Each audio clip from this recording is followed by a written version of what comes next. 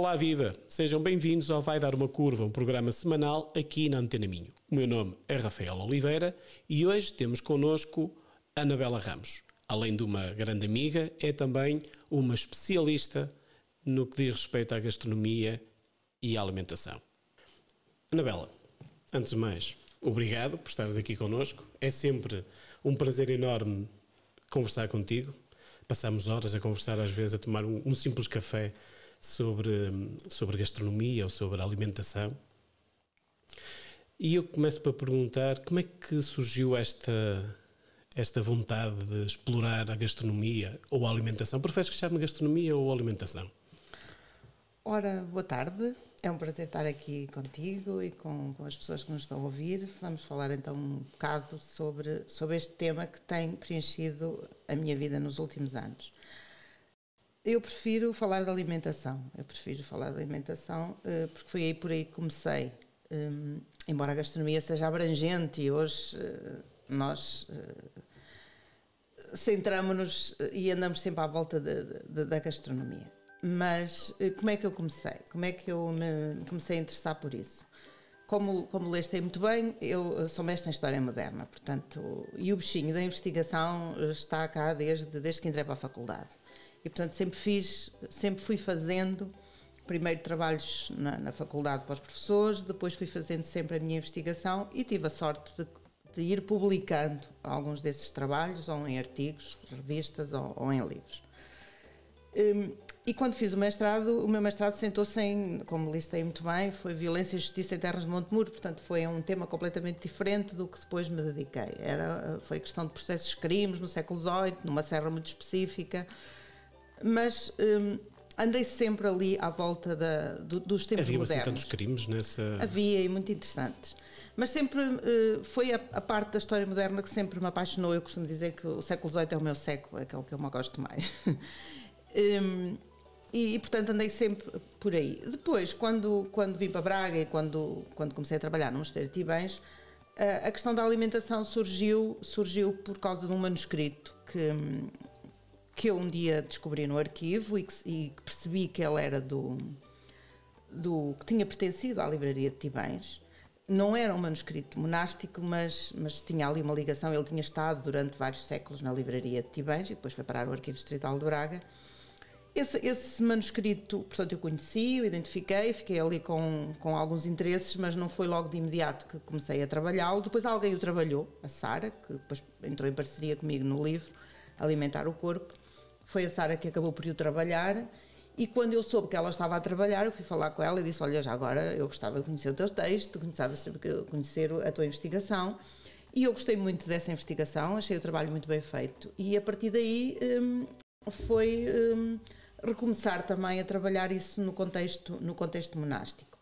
Eu já tinha em 2004, isto aconteceu tudo, 2004, 2005, 2006, por aí, mas eu já em 2004 tinha feito um pequeno estudo sobre a alimentação dos monges, os monges beneditinos em Tibães, a quando da realização de uma exposição e da realização de um jantar, que na altura a minha diretora resolveu fazer um jantar de São Bento, e portanto ela na altura já me tinha dado orientações no sentido de eu estudar o que é que os monges comiam no dia de São Bento, na grande festa de São Bento. E portanto a partir daí foi um começar, e foi um começar por aí. Depois naturalmente que a documentação de Tibães é muito rica, mas abre outros caminhos e abre outras linhas de investigação. Nomeadamente, eu depois avancei para os remédios, já ao nível pessoal, porque nós percebemos que os monges compravam muitos doces ao convento de remédios, e portanto depois foi avançar pelos doces, e pronto, e depois foi caminhar por outros destinos alimentares. Vamos voltar aqui ao início, ao livro Alimentar o Corpo e Saciar a Alma. Primeiro, explica-me lá como é que chegaste a este título. Este título chego por uma razão muito simples, é que os monges alimentam o corpo. De facto, nós somos homens, e eles eram homens, somos todos o ser humano, ou todo o ser vivo tem que se alimentar, para viver enquanto homem tem que comer, porque se não comer morre, ponto final, não é? Portanto, tem que se alimentar o corpo, mas o monge não alimentava só o corpo, ele também tinha que alimentar a alma permanentemente. E o refeitório, no contexto dos monges beneditinos, Na espiritualidade em geral, monástica, o refeitório é um espaço sagrado. É um espaço sagrado tal como a igreja e o coro. Portanto, está ao nível da igreja e do coro. Portanto, o monge, quando está no refeitório, não está só a alimentar o corpo, está também a alimentar a alma, porque há sempre alguém que está a fazer leituras, por exemplo, enquanto o monge come, ele tem que comer em silêncio. Portanto, o refeitório é um espaço de silêncio, tal como a igreja e tal como é o coro, onde eles vão rezar todas as horas do dia, não é? E há sempre um monge que faz a leitura diária enquanto os outros irmãos estão a comer. Portanto, há ali também uma alimentação da alma, do espírito. E o monge não deve comer muito, deve ser regrado na alimentação que faz, não deve fazer exageros. Aliás, a gula é um pecado, não é? Portanto, tudo isso envolve a alimentação da alma, não é? Portanto, sacia-se também a alma, alimenta-se o corpo, mas também se sacia a alma. Portanto, há ali uma ligação. Neste primeiro livro, nestas primeiras investigações que fizeste, e lembro-me, e corrijo-me se estou errado, quando há pouco falavas que fizeste uma investigação até para depois fazer um jantar específico, foi nesse jantar que foi feito, que tivemos nas Cavalariças em Tibães. Acho eu que foi a primeira vez que nos conhecemos, foi nessa altura. Foi em que ano? Já agora lembras? Esse já foi num segundo ou num terceiro jantar, foi em 2007. 2007, já vai uns anos. Pois, já vai há uns anos, exatamente. E que na altura ficámos maravilhados e o jantar foi confeccionado pelo chefe Vinagre na altura, não é? Sim, eu já não me lembro. Lembro-me que tinha sido ele, que também é um da velha guarda da nossa região. É interessante que até porque nós todas as semanas falamos com alguém ligado a um restaurante, ou promovemos um restaurante, ou promovemos a visita a um restaurante, e a desta semana foi exatamente esse, foi o chefe Vinagre com o projeto novo que ele tem em Braga, ou recente, mas já lá vamos. Vamos voltar aqui ao alimentar o corpo e saciar a alma. Durante esta investigação que fizeste, quais foram os assuntos, ou os temas, ou as particularidades que mais te surpreenderam? O que é que, ao estudar o século XVIII, estamos aqui a falar do século XVIII, provavelmente, não é? Não, eu estudei, nesse texto em concreto, eu estudei o século XVII. XVII. Sim, século XVII. Acabámos por não ir para o século XVIII. O que é que eles comiam? O que é que os monges comiam nessa altura? Eles têm uma alimentação, lá está, como alimentam o corpo e saciam a alma, eles têm um ritmo alimentar semanal muito próprio, não é? Portanto, há dias de peixe e há dias de carne. E há dias de jejum. Portanto, há dias em que só se faz uma refeição por dia. Não é? Isto era muito atual. Hoje andamos com as dietas intermitentes e não sei o quê. Eles tinham isso tudo controlado. Eles tinham isso tudo controlado. E, aliás, houve um mito que eu desfazia ao estudar essa alimentação monástica. A ideia de que os monges são todos gordos e comem muito. Não, eles tinham uma alimentação muito regrada. É evidente que ao longo de 100 ou 200 anos, se nós estamos a estudar um ritmo alimentar de 200 anos, há tempos de tudo, não é? Porque muitas vezes a vida cotidiana do mosteiro é pautada pela maior permissividade ou menor permissividade por parte do abade, não é? Se há abades mais permissivos, depois abusa-se mais, há menos, controla-se mais. Portanto, isso é a fase da vida, é normal nos ritmos históricos isso acontecer. Mas eu desfiz esse mito. Portanto, eles tinham um ritmo alimentar muito regrado, muito controlado, com jejuns intermitentes, exatamente, com dias de jejum, com dias de peixe, com dias de carne e, naturalmente, com dias de festa. Não é? O domingo é sempre, mesmo na quaresma, um dia de festa. E, por isso, come-se sempre carne. Não é? Mesmo nós ainda hoje, principalmente os católicos, ainda têm muito esse hábito. Não é? O domingo é sempre um dia festivo. Um dia festivo, exatamente. E, portanto, eu apercebi-me de muitas diferenças da nossa alimentação. Olha, uma das coisas que eu encontrei e que me surpreendi na altura foi as almôndegas. Portanto, eles comiam almôndegas. No século XVII. No século XVII e até já do século XVI, mas havia ali a presença das almôndegas. E porquê a presença das almôndegas? Porque uma das razões principais porque a carne se comia ou almôndegas ou picado. Havia às vezes também só o picado, portanto tipo uma bolonhese, mas sem tomate, não é? Assim, um picado de carne. Porque a carne é dura, não é? Nós estamos a falar de um tempo em que uma vaca demora para aí 2 anos a criar-se, e nem sequer as vitelas só se matam em tempos de festa, matam-se as vacas, naturalmente. E, portanto, a carne é dura e os dentes nem sempre são os melhores, eles nem tinham uma saúde dentária ideal e, portanto, há que moer a carne para se comer todos os dias.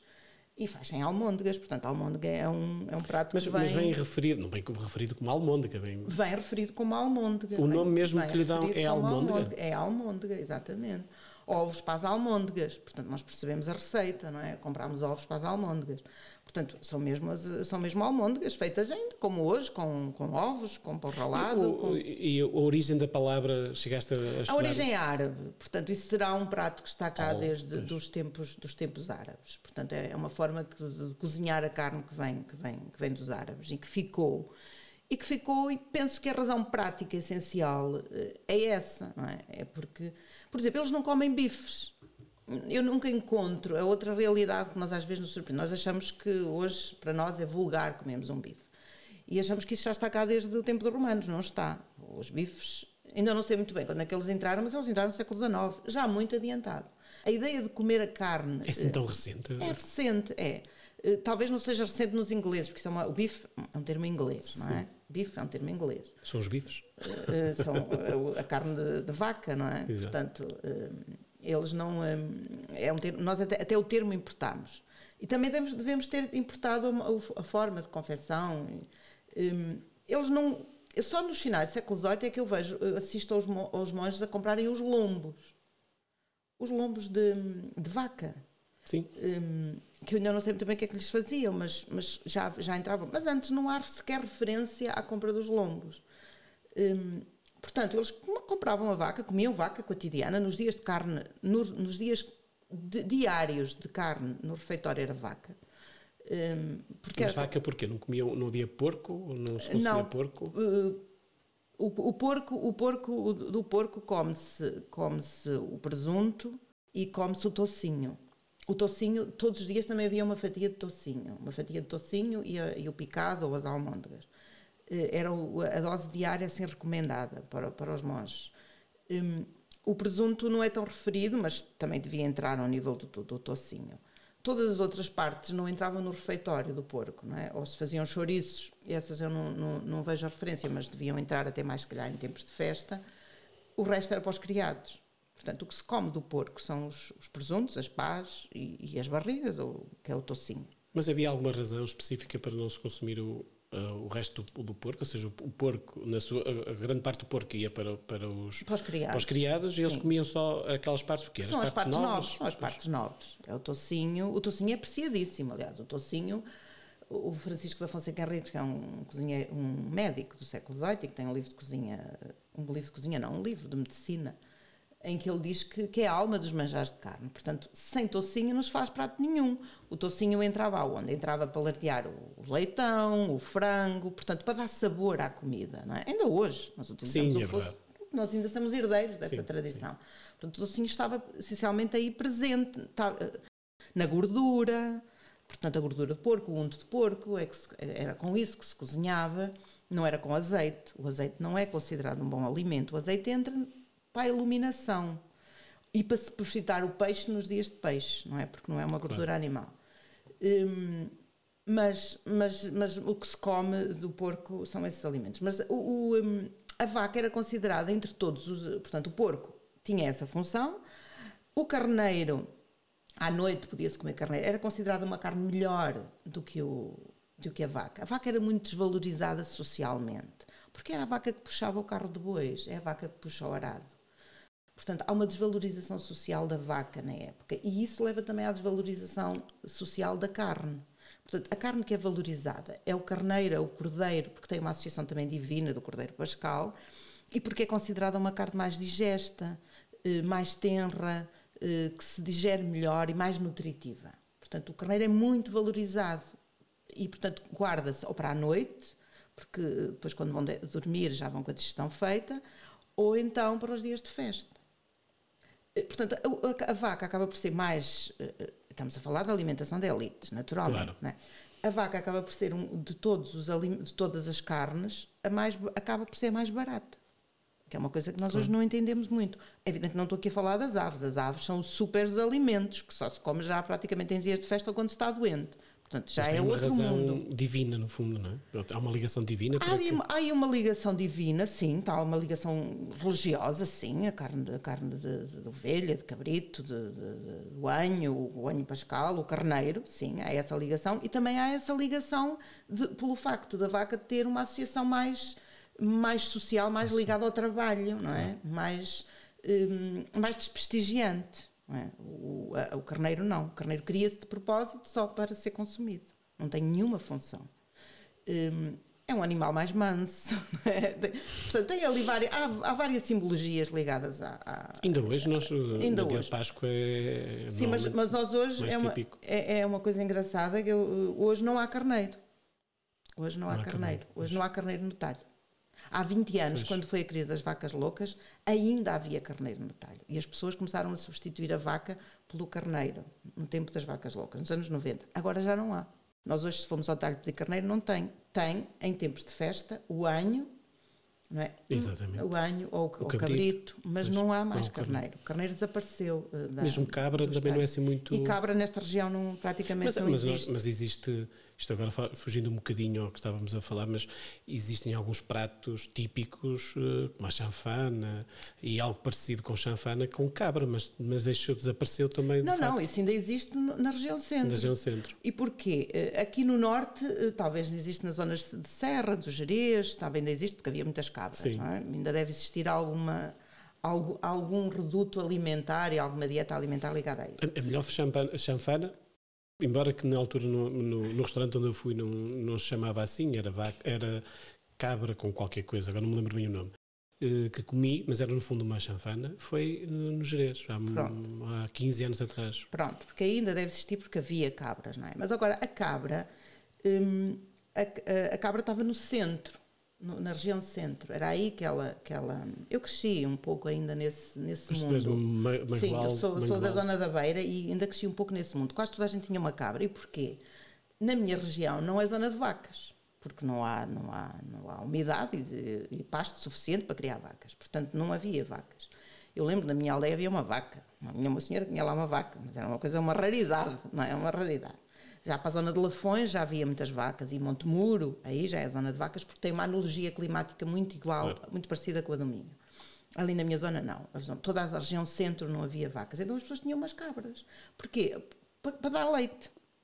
Para dar leite, basicamente. E, portanto, o leite circulava através das cabras. E, portanto, a cabra era uma forma de sustento familiar. Que dava leite, dava cabritos, fazia-se algum queijo, aliás ainda há queijo, e as pessoas depois aprenderam a comer a cabra, não é? Através das chanfanas. Pois. É uma forma de aproveitar a Foi uma carne forma mais dura. Exatamente, de aproveitar essa carne que era dura, porque a cabra criava-se até à exaustão. Quando já estava velha, comia-se. Claro. Portanto, e a nível de legumes, o que é que comíamos nessa altura? Como é que comíamos? O que é que comiam os monges? Comiam? Os legumes, comia-se couves, cebolas e nabos. É a trilogia alimentar mais comum. Aliás, os monges tibães, a certa altura, determinam, já no século XVIII, penso que já no século XVIII, agora, nos inícios do século XVIII, determinam que os habitantes do Couto, as pessoas que viviam no Couto de Tibães, toda a gente produzisse cebolas, nabos e couves. E couves. Portanto, era a couve galega? Era a couve galega, era a tronchuda. Era a galega e a tronchuda. São as couves mais comuns. E depois também há as saboias, que é uma variedade lombarda. Mas a que se verifica mais é a galega e a tronchuda. E os nabos, porque os nabos depois vão ser destronados no século XIX, com a divulgação da batata, acaba por ser, a batata vai substituir o nabo, mas antes era o nabo que era o tubérculo mais consumido. A batata chega-nos no século... A batata chega-nos em força no início do século XIX, vai-se afirmando ao longo de todo o século XIX e consolida-se nos inícios do século XX. Muito recente. Ainda em relação a esta altura do século XVII, século XVIII, havia uma grande diferença entre o que comiam os monges e provavelmente a nobreza em relação ao comum dos portugueses, ou seja, havia muita diferença, era grande, era pequena. O que é que o povo comia nessa altura? povo comia pão e sopa e alguma carne, se a tivesse, e bacalhau. Bacalhau e sardinha. Bacalhau e sardinha. Era isso que o povo comia. Já no século XVII? Sim, já no século XVII o povo come bacalhau e come sardinha. Sim, o bacalhau já está cá em força. E é, sobretudo, alimento de pobre, de rústicos, de gente que trabalha, que faz força. Porque o bacalhau era difícil de gestão e, portanto, não era considerado alimento interessante para as elites, para os nobres, para as pessoas mais enfim, para os ociosos, assim eles se chamavam. Porque era difícil de gestão. Portanto, era um alimento que tinha que ser consumido por gente que trabalhava e que desgastava. E que o desgastava. E, portanto, o povo, aliás, no Couto de Tibães vendia-se bacalhau, era um dos alimentos que se vendia. Vendia-se pão, a broa, essencialmente, né, com milho, que inicialmente nós achamos que o milho também está cá, o milho só entra no século XVI, XVII, mas já se faz broa desde o tempo dos romanos com milho alvo, que era um milho mais pequenino e que fazia-se exatamente da mesma maneira, com milho e centeio, que se punha a fermentar e depois lentamente vão substituindo esse milho pelo maíz e dá as broas que nós hoje conhecemos. O milho maíz é o que temos hoje? É o que temos hoje, sim. Claro. E o milho alvo ainda se produziu até aos finais do século XIX, ainda se fazia broa com milho alvo. Era mais pequeno, não era? Era um milho muito pequenino, é um milho muito pequenino. Ele acabou por desaparecer até muito por causa disso, não é? Porque sim, era pouco rentável, provavelmente. Sim, exatamente, porque o outro era muito mais interessante, produzia mais, a produção era mais interessante e as pessoas foram se adaptando ao longo do século XVIII e XIX, foram se adaptando a esse milho e foram relegando o outro para... Porque o maíz, quando entra, exige muita tecnologia, não é? Exige abertura de poços, exige construção de regos, exige construção de sequeiros, não é? Para se secar. Claro. Portanto, ao longo do século XVIII, essa tecnologia vai se acentuando, vai se afirmando, vai se consolidando. E exige partilhas de água, há muita dinâmica social e tecnológica que o milho vai exigir no Minho. Mas o Minho tinha essas capacidades, porque tinha muita água. Exige construção de socalcos, não é? Adaptação do terreno, vai exigir muito. Mas o Minho tinha essas capacidades porque tinha muita água. E, portanto, facilita. Nos finais do século XIX, praticamente já não consome o outro milho, porque é menos rentável. Mas, repara, era um sabor... Era um hábito alimentar que estava aqui desde os romanos, portanto as pessoas não se libertaram dele assim de um dia para o outro. Demorou a que ele desaparecesse completamente e que as pessoas deixassem completamente de fazer a broa com milho alvo. Eu penso que ela ainda chegou ao século XX, meados do século XX. Ainda não foi há muitos anos que alguém me disse, eu ainda me lembro de ver, portanto, alguém que tem agora 80 e tal anos, que disse, eu ainda me lembro de ver amassar a broa com milho alvo, portanto, no Minho. Ainda se fazia a broa, depois foi desaparecendo completamente. Para deixarmos esta parte da história, queria-te só fazer mais duas perguntas. A primeira era, que tipo de peixe é que consumia então, se o povo consumia sardinha e bacalhau, o que é que consumiam os monges? Pois, as elites, o que é que as elites? As elites, pois, os monges, no fundo, são simbologia das elites. Consumiam pescada. O peixe mais consumido é pescada, congro, todos os outros peixes. Muitos peixes até diferentes. Muito peixe seco. Como é que chegava o peixe seco? Muito peixe seco e muito peixe fresco. O peixe fresco... como é que eles chegavam aqui a Tibães, por exemplo? Nós interrogamos muito isso. Como é que as coisas chegavam aqui frescas? E o que nós achamos é que o nosso olhar, segundo o nosso olhar de hoje, de uma vida apressada, de que vamos de carro aqui e ali, não chegava cá nada fresco. Mas chegava, eles tinham técnicas. E eu já fiz as contas e vinha de caminho, peixe fresco, para Braga. E ele chegava cá. Eles acondicionavam muito bem em sal, o peixe vinha todo acondicionado em sal. E quando saía da lota, entre aspas, não é? do porto, do mar, do barco, ele já vem, já lhe tiraram as vísceras e já o envolveram em sal. Portanto, para o preservar e para evitar a corrupção, como eles diziam. Portanto, quando se compra sal, quando se compra peixe, vem sempre a despesa do sal e da mulher que acondicionou o peixe, não é? Há sempre esses dois pagamentos, são sempre associados. E, portanto, o peixe chega fresco aqui, chega aqui a Braga e chega a Cabeceiras. já fiz um estudo para cabeceiras e eles tinham contratadores de peixe em Vila do Conde e em Caminha, de peixe fresco. E ele chegava lá. É evidente que podia não chegar nas condições que nós agora chegamos, claro, que às vezes ainda vem a saltar do mar, não é? Gelo também. Pronto, claramente, temos condições hoje, é quase tudo a saltar, não é? Então aqui a 40 km do mar chega tudo fresquinho. Mas na época também tinham essas técnicas e também chegava. E depois tinham recursos de peixe fresco, peixe fresco, de peixe recente, como eles chamavam, portanto peixe que estava acondicionado em sal e que tinha 3, 4 dias de cura, e peixe seco. Sobretudo no inverno, havia imenso peixe seco. Nós hoje temos o bacalhau. Agora está-se a dar novamente a valorizar e a dar vida ao peixe seco. Eu ainda me lembro de comer polvo seco e raia. E lembro-me uma vez comprar cação seco na Praça da Figueira, há muitos anos. E havia lá ainda, a primeira vez que eu comi cação seco, nunca tinha comido.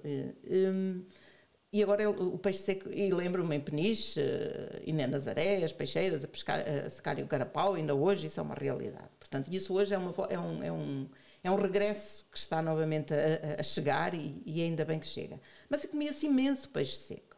E era uma forma de se ter peixe em condições, mas o peixe mais apreciado é a pescada. E, aliás, até há provérbios que ainda hoje nos lembram isso, não é?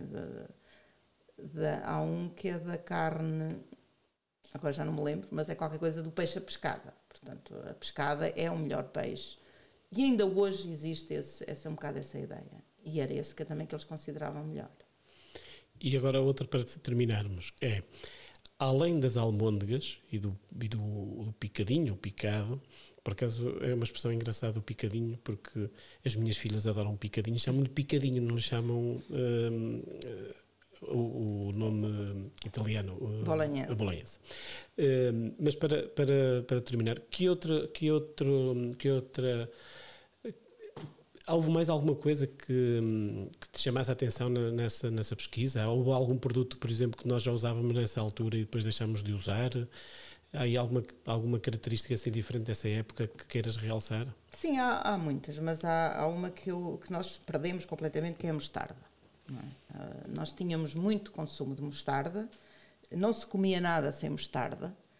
A mostarda estava a acompanhar a carne e o peixe. Porquê? Porque a mostarda era considerada um alimento equilibrante, que equilibrava, tirava a umidade, como é um alimento forte, não é? Simplesmente a mostarda era moída e temperada com azeite e vinagre e pouco mais. Portanto, era ali um alimento forte, podia ser picante. Nós tínhamos até uma variedade própria de mostarda, que é a Sinapis alba, portanto, uma variedade tradicional, que crescia aqui nos campos, vinha muito ali da zona do mar, da Estela. Havia muita mostarda que se produzia por aqui e que nós fomos perdendo. E é engraçado, porque o Borges Henriques, exatamente, este texto que eu participei na análise deste manuscrito ao longo de 2020, há uma receita que ele tem molho de tomate. Portanto, no século XVIII já está cá o tomate. E o Borges Henriques era um cozinheiro de um bispo, portanto, de uma elite, e ele, ao apresentar esse molho de tomate, ensina a fazer um molho de tomate e diz, dá uma boa mostarda.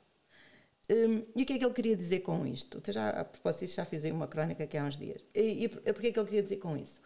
Queria dizer que aquele molho de tomate feito daquela maneira também podia substituir a mostarda. E porque ele ia dar uma boa mostarda, a mostarda era um molho cotidiano que estava na mesa de qualquer elite. Dá um condimento, não é? Que se punha por cima da fatia da carne ou da posta do peixe e que corrigia ali todas as umidades e os malefícios que a alimentação poderia fazer, porque havia um conceito alimentar que agora não vamos explorar aqui, e então o Borges Henriques depois, no século XVIII, já está a dizer, mas se fizermos com tomate também dá uma boa mostarda. E é depois muito engraçado que isto é no século XVIII, em 1720, por aí, e eu vou encontrar depois num livro de cozinha editado em 1904 por Carlos Bento Tamaia, em que ele fala de uma mostarda à portuguesa. E quando eu vou ler a receita da mostarda à portuguesa, é molho de tomate.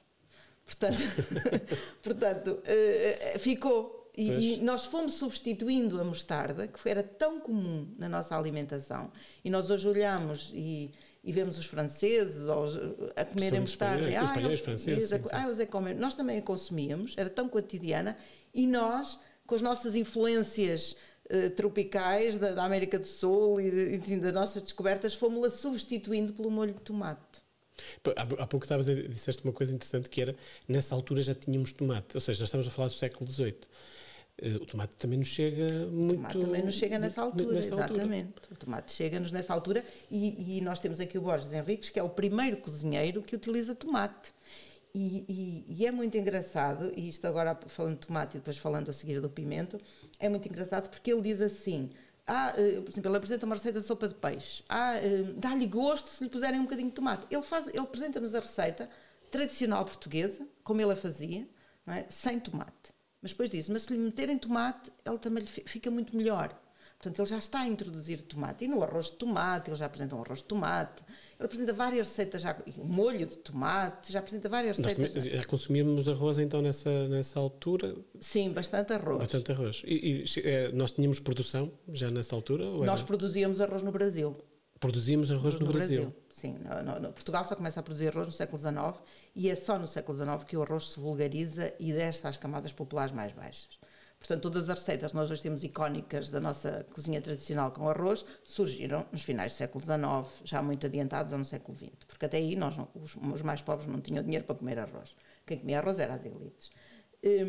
E porque o arroz também era caro, efetivamente, né? Porque ele vinha, nós depois começamos a produzi-lo no Brasil e começamos a ter arroz do Brasil, se calhar um bocadinho mais barato que aquilo que vinha do centro da Europa, nomeadamente de Veneza, que era mais caro, porque era aí também uma região de produção de arroz. Portanto, mas o arroz entra na nossa alimentação, entra com uma função medicinal. O arroz era terapêutico, era medicinal. E, portanto, só se comia quando as pessoas estavam doentes. Por isso é que se comia arroz doce. Por isso é que se fazia arroz doce, porque era um alimento medicinal. Isto... Nós quando pensamos em gastronomia ou em alimentação, a nossa memória é muito curta. E então quando nós começamos a explorar, vemos mesmo que é mesmo muito curta. É aquilo que nós achamos que é, ou que nós definimos como gastronomia tradicional, enraizada, tem 100 anos ou à volta disso, ou seja, sim, ou menos. Muitos dos pratos têm ainda menos, porque nós estávamos a falar aqui de produtos como a batata, o tomate, o arroz, que hoje faz parte de tudo que é prato tradicional e que há 200 anos praticamente não existia. E ias falar também do pimento, que é outra coisa também interessante. Ia falar também do pimento, porque o pimento, investiguei agora nos últimos dias, eu nem sabia tanta coisa sobre o pimento. O pimento é engraçado, porque aquilo que o Borges Henriques dizia no século XVIII, dizer façam assim e se lhe puserem tomate até fica melhor. No século XIX começa-se a fazer isso com o pimento. Façam assim, mas se lhe puserem pimento fica melhor. Nomeadamente, por exemplo, as caldeiradas. As caldeiradas não levavam pimento. Mas se lhe puserem pimento, eu via mesmo inclusive uma receita que dizia, se lhe puserem pimento, dá-lhe gosto o pimento. Portanto, nós começámos a utilizar o tomate no século XVIII, mas o pimento no século XIX. É evidente que já usávamos o pimentão e já fazíamos os pimentos curtidos. Porque o pimentão, como condimento... Deixa-me aqui abrir um parênteses que é para as pessoas perceberem o que é pimentos curtidos. Pois. É que muita gente... Já há pouco falámos das vacas loucas e muita gente já não sabe o que eram. O que são as vacas loucas. São as vacas loucas. E se falarmos de pimentos curtidos, nem toda a gente sabe o que são pimentos curtidos, não é? Pronto, isso foi uma crónica que eu escrevi agora recentemente e por acaso ainda hoje uma amiga minha me estava a dizer, até no Facebook, a dizer, eu na minha terra também se faz, traz os montes. E eu comecei a refletir e a pensar porque é que o Francisco da Fonseca Henriques, no século XVIII, referia isso como um hábito popular. Ele dizia, os populares, os rústicos, as pessoas que trabalham, comem os pimentos curtidos. Portanto, nós começámos a comer, e porquê? Porque ele era de Mirandela, e portanto ele conhecia bem a sua região em termos alimentares e em termos gastronómicos, lá vamos nós, e portanto ele dá essa dica. Mas como é que nós começamos a comer? O pimento vem, sobretudo, vem da América e quem o traz é o Colombo, não é? Achando que aquilo é uma pimenta. E os espanhóis começam a comê-lo em pimenta, portanto, em condimento. E nós também. No século XVIII nós também já o estamos a pôr no chouriço, já estamos a adicioná-lo como condimento à comida. O Borges Henriques faz isso várias vezes e ele diz, uma migalhinha de pimentão dá-lhe gosto. Dá gosto na comida. E começamos também a comê-los curtidos. Portanto, não os introduzimos ainda na comida, como nos refogados ou nos guisados, não. Estamos a curti-los, é fazer uns cabés. Que éramos nós éramos peritos. Os portugueses faziam N escabeches de tudo, de todos os legumes, não só dos peixes, não só dos vários, dos mexilhões, de vários peixes, né, que se fazia ali na zona de Aveiro, embarrilavam-se, que ainda hoje somos herdeiros disso, das conservas, as nossas conservas. Nós fazíamos isso através de um bom escabeche, mas também fazíamos isso para os legumes. Também conservávamos muito os legumes através dos escabeches. E começámos a fazê-lo para os pimentos. E os pimentos, e esse hábito, pelos vistos, para mim é uma novidade, mas ainda vou explorar melhor isto, era de transmontano, e aliás o Fonseca Henriques é clarinho quando ele diz isso, e ficou também ainda ali naquela zona de Guimarães, Felgueiras, Amarante, portanto ficou até à atualidade. E eu posso falar disso com alguma propriedade. Tu és dali, que eu estou em Braga, mais ou menos à mesma altura que tu, há cerca de 20 anos, mas ainda hoje, na aldeia de onde eu sou natural, se fazem os pimentos curtidos. E quando vou lá, há sempre ali uma senhora, um vizinho que gosta de enviar para a minha mãe para depois eu comer, porque eu gosto bastante. É uma coisa muito forte. Como é que é feito em Amarante, na freguesia de onde eu sou? O pimento é colocado dentro de um barril com vinagre, idealmente vinagre que se deixou avinagrar do ano anterior do vinho tinto que sobrou, deixa-se avinagrar o vinho e são colocados os pimentos dentro desse recipiente com esse vinagre e deixa-se ficar até eles ficarem moles, não é? Que depois é cortado, tem um sabor intenso a vinagre, mas sim, é de facto uma receita dali da zona de Amarante que também conheço muito bem e como esse tipo de pimentos desde que me conheço, basicamente. Pronto, e repara, esta receita não está nos livros de cozinha tradicionais. Portanto, no século XIX começaram-se a recolher receitas. Houve uma série de gastrónomos que começou a recolher receitas e a registá-las. E eu, por acaso, depois fui pesquisar onde é que ela estaria. Essa receita chegou-me através de um amigo meu que a encontrou num jornal que ele está a estudar, num jornal de Guimarães, em 1891. Mas eu então fui ver se algum gastrónomo antes a tinha, porque estes jornais depois vão buscar receitas aos livros de cozinha que estão publicados. E de facto ela estava publicada num livro de cozinha de 1876, de um gastrónomo, Paul Pontier. Ele vai registar essa receita. Porque mas depois os livros de cozinha já no século XX não dão importância a essas receitas populares, a esse cotidiano, não é? Não fica muito registado. Mas ele manteve-se até à atualidade. Ele ainda hoje está aí. Então, o pimento como parceiro da sardinha assada ainda é muito mais recente. É muito recente. E engraçado que eu pus-me aqui há dias a pensar sobre isso quando estava a escrever, mas afinal, desde quando é que nós comemos sardinhas com pimentos no São João? Epá, há 30 anos, se calhar não tem muito mais que isso. É uma coisa muito recente, este hábito de que no São João... Aliás, nós hoje temos pimentos todo o ano, não é? Mas no passado as pessoas só começavam a ter pimentos, se calhar no São João. Se calhar.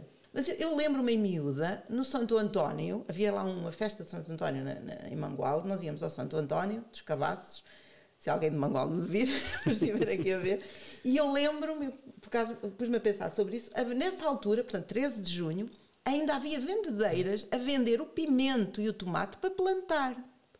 Portanto, as pessoas ainda iam plantá-lo nessa meados de junho. Nós estamos hoje é julho, não é? Nós já estamos em julho. E na semana passada estivemos num seminário que fizemos no Mercado Municipal de Guimarães e eu fui visitar o mercado e havia à venda ainda o pimento ainda para plantar, ou seja, e nesta altura do ano. Exatamente. E alguns tomates ainda para plantar. Exatamente, as pessoas ainda vão plantar. Portanto, as pessoas ainda plantavam aquilo em junho, portanto, começavam a ter nos finais de junho, é possível, mas o forte dos pimentos era julho e agosto. Agora, pronto, ele chega mais cedo, mesmo o tomate ainda era mais tardio que o pimento, o tomate ainda vinha depois. Agora já há aí umas vendedeiras que no São João já conseguem ter ali antes, até uma semana ou duas de São João já conseguem ter o tomate à venda.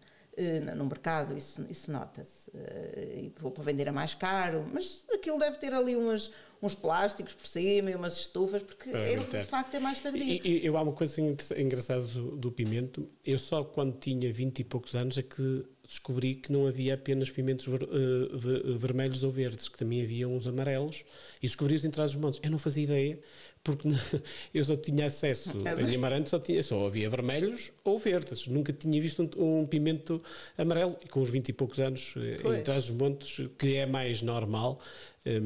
Aliás, há um prato típico de Trás-os-Montes, também fabuloso, com pimentos, que é simplesmente pimento fatiado e depois com ovos mexidos e colocado sobre uma base de pão fatiado. É uma coisa muitíssimo boa. Bem, e com esta conversa nós iniciamos o século XVIII e já vamos quase 40 minutos do programa. Vamos fazer aqui uma pequena pausa só para irmos ouvir um bocadinho o chefe Vinagre.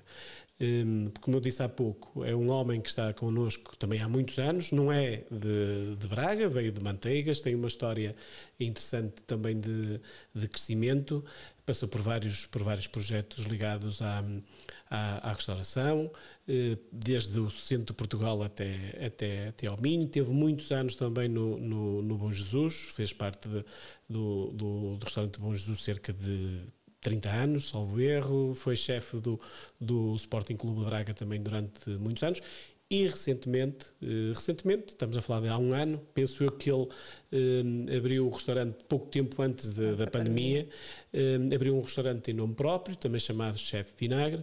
Nós vamos conhecer um bocadinho mais sobre o restaurante Chefe Vinagre e voltamos já a seguir. O chefe Vinagre é um dos mais conceituados chefes de cozinha de Braga. Trabalhou durante 27 anos nos hotéis de Bom Jesus e no Hotel Meliá, onde esteve durante 3 anos. Foi também cozinheiro do Sporting Clube de Braga durante mais de 30 anos e acompanhava sempre a equipa para onde quer que fosse. Em fevereiro de 2020, pouco antes do início da pandemia, decidiu abrir o seu próprio restaurante, o Chefe Vinagre, na rua Quinta de Cabanas, em Braga. Mas vamos ouvir quais são as especialidades preparadas pelo chefe. Aqui no meu restaurante as minhas sugestões são através do cliente. O cliente é rei e senhor naquilo que quer comer. Evidentemente que a minha cozinha é uma cozinha simples, onde tem o bacalhau de Braga, posta de vitela, o naco, pedaço do vazio, entre outros. O arrozinho de tamboril é feito no momento. O robalo é servido com puré mediterrâneo e sobre uma cama de grelos. Depois, para compor o mar, é feito umas algas que são feitas com courgette, raspas de courgette. E é depois também pronto, não pode faltar o abate de periscos, tem um bolo de chocolate também. E pronto, e vai-se fazendo as sobremesas mediante também aquilo que o cliente pretende. Vai dar uma curva o novo podcast de Rafael Oliveira sobre gastronomia, turismo e vinhos, todas as sextas-feiras ao meio-dia aqui na Antena Minho 106.0 ou no YouTube e Spotify da Feel Travel Minho.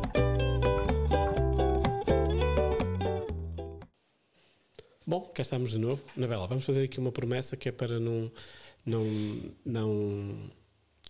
voltarmos aqui a derrapar no tempo. Vamos só tocar aqui 2 ou 3 assuntos para fecharmos o programa e depois há de voltar mais vezes para falarmos mais aprofundadamente de alguns temas que acho que são importantes. Que logo um que eu acho que muito interessante, que é a questão do cidrão. Eu nunca tinha ouvido falar de cidrão até falares do cidrão. Hoje já temos aqui uma plantação ou outra de cidrão, mas o que é o cidrão?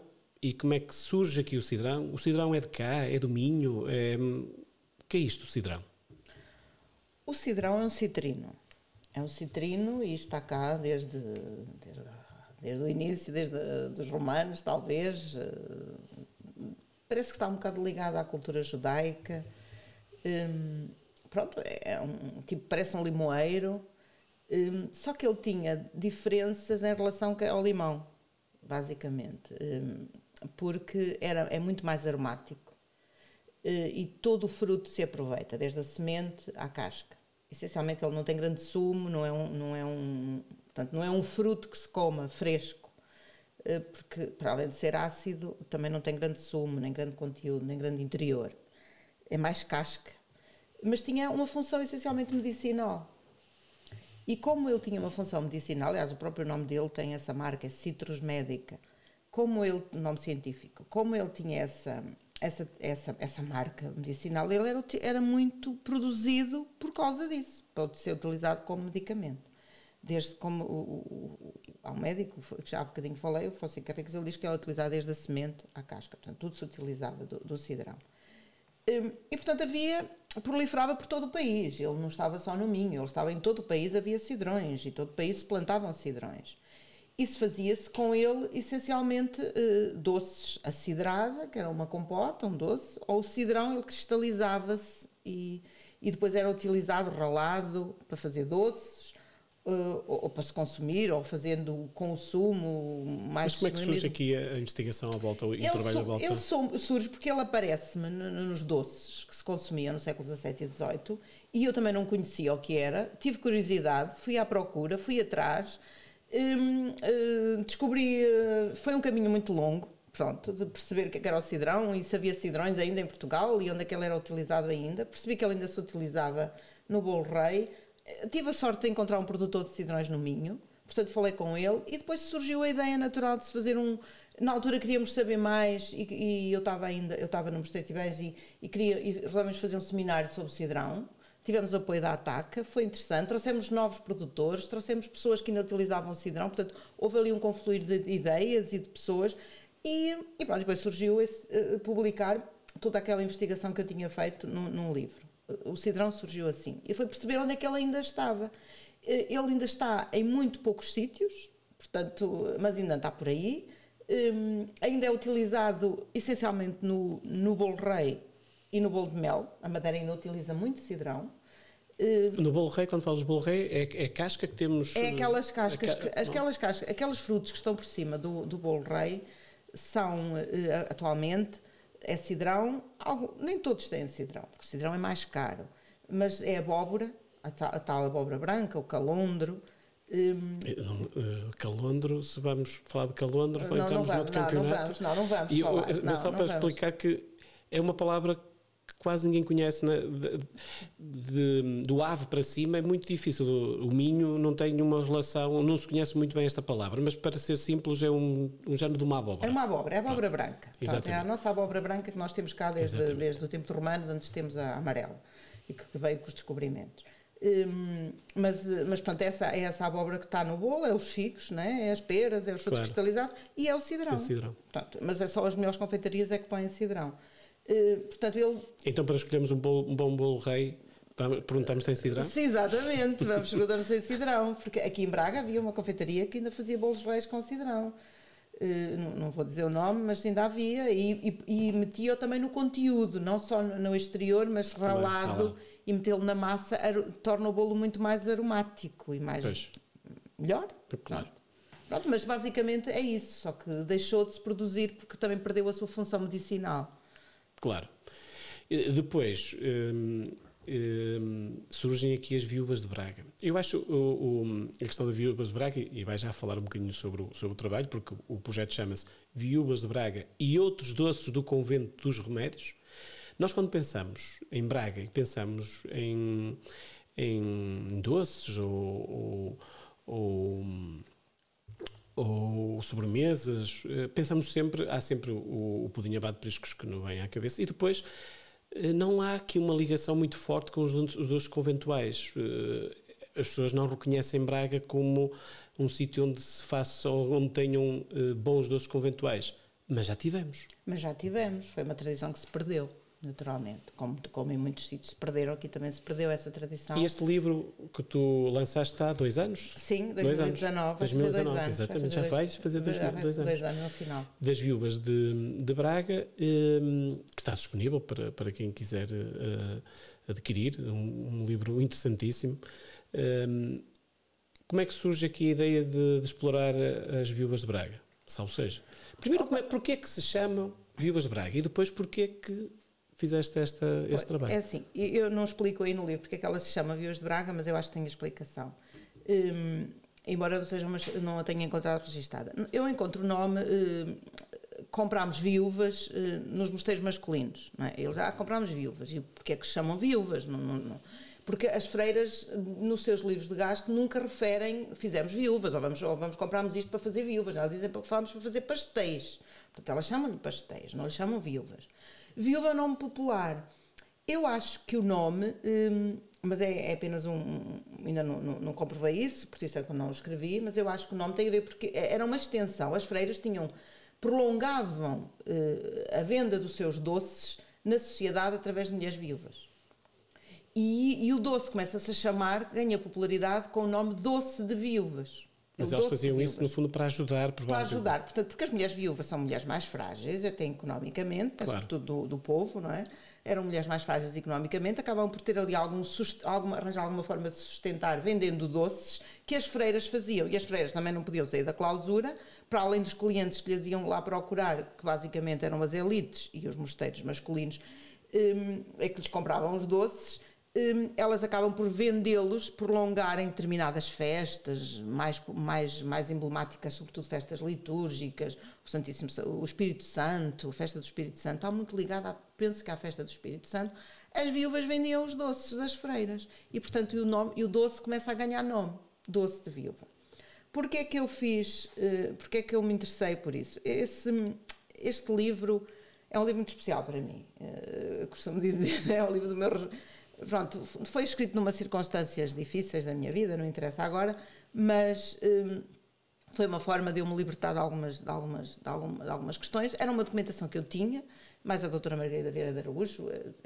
A investigação tinha sido feita essencialmente por ela, no Convento de Remédios, ela ajudou-me muito na altura, e nós tínhamos aquele manancial de informação e era imperioso organizá-la. Nunca tínhamos tido tempo, depois acabámos por ganhar força e coragem e fomos fazendo, eu fui organizando tudo isso e ela foi-me ajudando a esclarecer, a dar as receitas, porque ela tinha receitas antigas e construímos o livro. E fomos identificando todos estes doces. Há mais doces, há registros de mais doces no Convento de Remédios, mas esses Remédios ficava onde? Onde é hoje o Teatro Circo. Onde é hoje o Teatro Circo. Sim, que foi destruído, portanto tinha a fachada dava para o Largo Carlos Amarante, seria hoje um largo lindíssimo, se tivesse ali daquele lado, mais aquela fachada, né? Mais a igreja, mais Santa Cruz, a igreja do hospital e depois aquela era ali fachada. naquele sítio que agora tem uma rua, não é?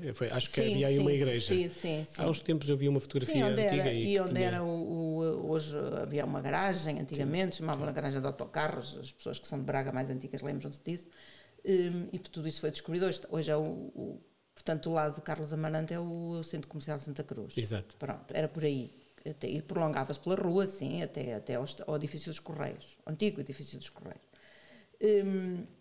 Mas, portanto, o livro nasceu daí, foi de nós compilarmos toda essa informação e registá-la e transmiti-la. E tentar fazer a história do doce, porque é que...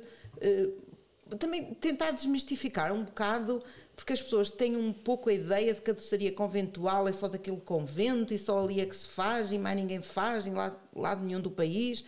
Os doces estavam por todo lado e circulavam por todo lado e são sempre os mesmos doces, não é? O pão de ló, o manjar, as broinhas, isso fazem todos os conventos. Agora, depois há mosteiros que vão tentando criar o seu doce.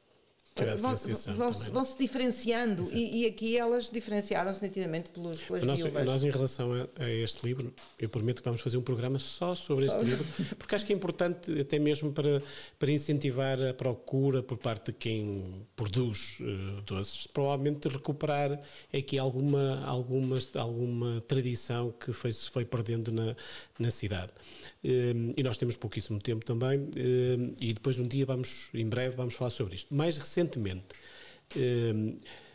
fizeste parte de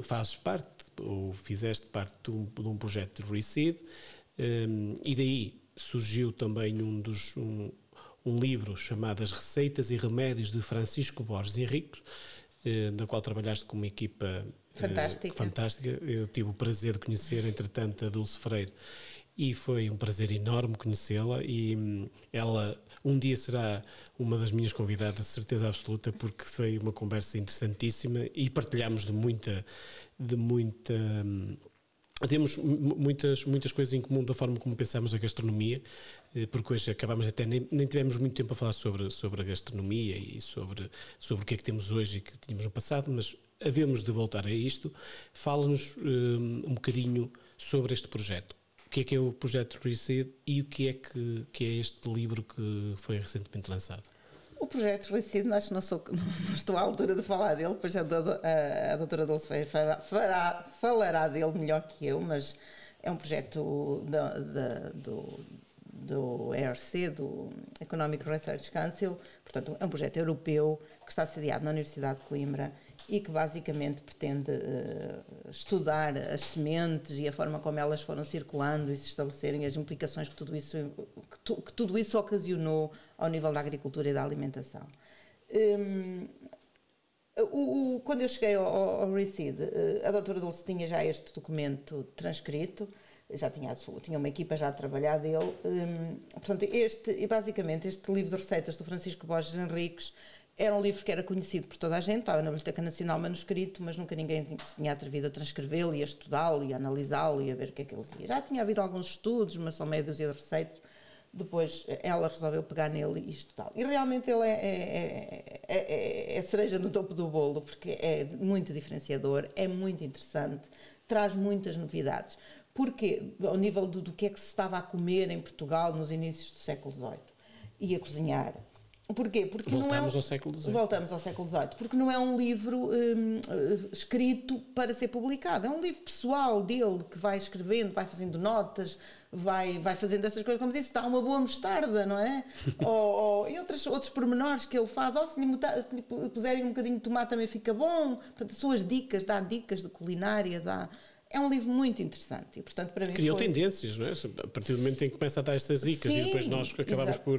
Sim, que depois nós vamos consolidar e que depois nós vamos consolidar ao longo do século XVIII e XIX. Portanto, claro, tudo aquilo que ele tem aqui nos inícios do século XVIII, nós depois vamos consolidando. É evidente que também tem muitas receitas de medicina, porque a medicina e a saúde e a alimentação estavam ligadas, completamente ligadas. Portanto, comer era parte da nossa saúde, era parte do nosso tratamento médico. A comida fazia parte do tratamento médico e, portanto, ele tem muitas receitas médicas, tem muitas dicas da organização da casa, porque ele era um chefe, era um cozinheiro de um nobre, de um bispo, e, portanto, era responsável pela casa. Há muitas dicas domésticas, de índole doméstico, agrícolas, inclusive. Ele era muito de Lisboa, ele estava em Lisboa, mas tinha muitas influências para o Alentejo, Castelo de Vida, portanto, há muito ligado a Elvas, o bispo que ele servia, entretanto, foi o bispo de Elvas, e, portanto, mas é um livro muito interessante, que dá para nós percebermos o que era as nossas origens alimentares, a nossa identidade, que nós hoje falamos tanto de identidade, nós vamos buscar muita coisa aqui. Bem, terminamos, não é? Anabela, foi um prazer enorme estar aqui à conversa contigo, vais ter que voltar mais vezes, porque assunto é coisa que não falta. Isto também mostra bem que muitas das nossas conversas já perdemos, já investimos horas a conversar e é sempre um prazer enorme falar contigo à volta da gastronomia ou à volta da alimentação. Em breve também vamos falar um bocadinho sobre isto, o que é a alimentação, o que é a gastronomia. E termina assim o nosso programa de hoje, Vai Dar Uma Curva. O programa Vai Dar Uma Curva é um projeto feito pela Antena Minho e pela Filtravel Minho. Já sabe, pode nos ouvir em 106.0 aqui na Antena Minho ou depois no Spotify ou no YouTube da Filtravel.